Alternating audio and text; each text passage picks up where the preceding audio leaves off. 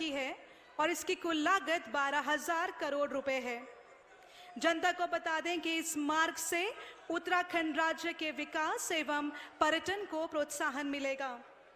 इसके अतिरिक्त इस इकोनॉमिक कॉरिडोर से हरिद्वार के लिए 51 किलोमीटर लंबा 2100 करोड़ रुपए की लागत का एक लिंक हाईवे भी प्रस्तावित है। माननीय मोदी जी बढ़ रहे हैं आगे दूसरे मॉडल पे, जो दिल्ली देहरादून इकोनॉमिक कॉरिडोर अक्षरधाम के ईस्टर्न पेरिफेरल एक्सप्रेसवे है। यह corridor Delhi Dehradun economic corridor का ही भाग है और इस कॉरिडोर से दिल्ली के ईस्टर्न पेरिफेरल एक्सप्रेसवे एवं सहारनपुर हाईवे में आने हेतु प्रयोग किया जाएगा। जनता को बता दें इसकी मार्ग की कुल लंबाई 30 किलोमीटर की है और इसकी कुल लागत 3500 करोड़ रुपए है। इस परियोजना को दिसंबर 2023 तक पूर्ण किए जाने का लक्ष्य निर्धारित किया गया है।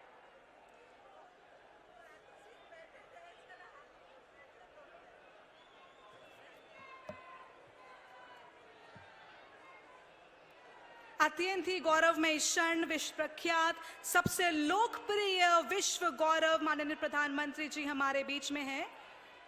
अब ये तीसरे मॉडल की ओर है। ये corridor Delhi Dehradun economic corridor का अंतिम भाग है। इसकी मार्ग की कुल लंबाई 20 किलोमीटर की है, जिसमें 16 किलोमीटर भाग उत्तर प्रदेश राज्य में एवं 4 किलोमीटर भाग उत्तराखंड राज्य में है।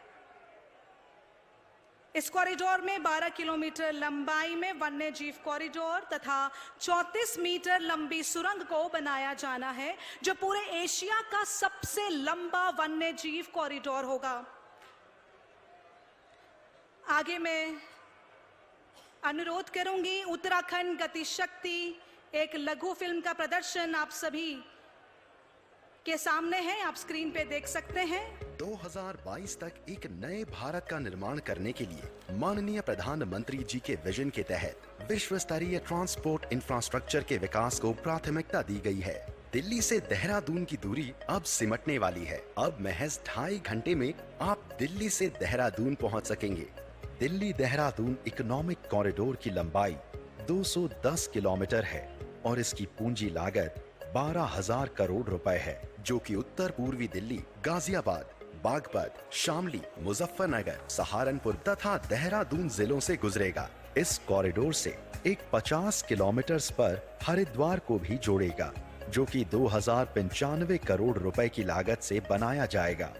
इस कॉरिडोर का पहला सेक्शन दिल्ली मेरठ एक्सप्रेसवे से अक्षरधाम मंदिर के पास से शुरू होगा और बागपत के पास EPE जंक्शन पर समाप्त होगा।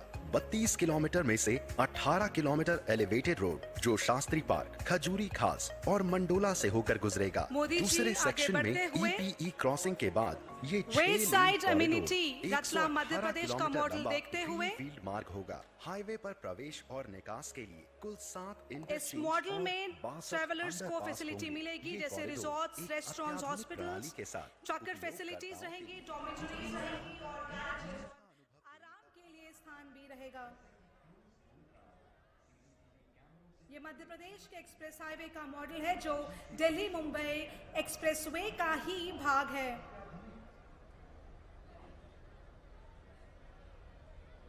आगे बढ़ते हुए मोदी जी देख रहे हैं 8 lane extradosed cable bridge in Bharuch. ये भी दिल्ली मुंबई एक्सप्रेसवे का हिस्सा है। दिल्ली मुंबई एक्सप्रेसवे पर गुजरात के भरूच जिले में नर्मदा के ऊपर 2 किलोमीटर लंबा 8 lane extra dose cable bridge बनाया जाना है। इस परियोजना की कुल लागत 1300 करोड़ रुपए है। इस ब्रिज के बनने से नदी पर चलने वाले जलयान आदि की आवाजाही भी सुगमता से हो पाएगी। अत्यंत गौरवमय क्षण कि हमारे हिंद देश के नायक स्वयं माननीय प्रधानमंत्री श्री नरेंद्र मोदी जी आज हमारे बीच में उपस्थित हैं। उत्तराखंड के लिए एक और गौरवमय पल।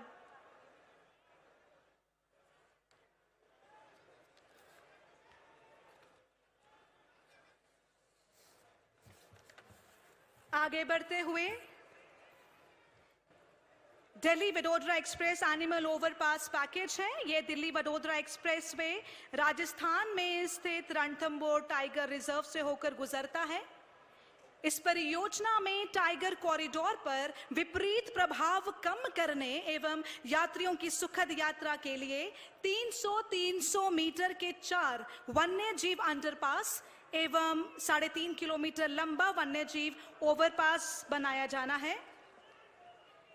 नरेंद्र मोदी जी आगे बढ़ते हुए Delhi Vadodara expressway tunnel eight Mukundra hills package 15, ये दिल्ली वडोदरा एक्सप्रेसवे जो कि मुकंदरा हिल्स नेचुरल पार्क से होकर गुजरता है।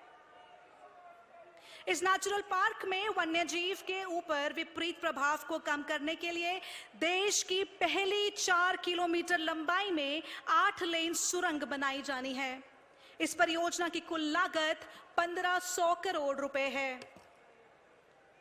मोदी जी आगे बढ़ते हुए व्यासी हाइड्रो इलेक्ट्रिक प्रोजेक्ट को देखते हुए व्यासी जल विद्युत परियोजना 120 मेगावाट यमुना नदी पर डाक पत्थर के समीप जनपद देहरादून में स्थित है।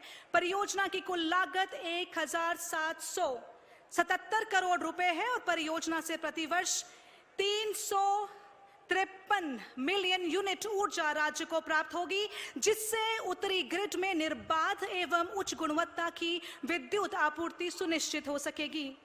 परियोजना से तृतीय श्रेणी में 57 स्थायी नौकरियां, परियोजना निर्माण के दौरान 25 लाख मानव दिवस के रोजगार प्राप्त हुए एवं कमीशनिंग के उपरांत परियोजना के संपूर्ण जीवन काल में 4000 मानव दिवस रोजगार के अवसर प्रति माह प्राप्त होंगे।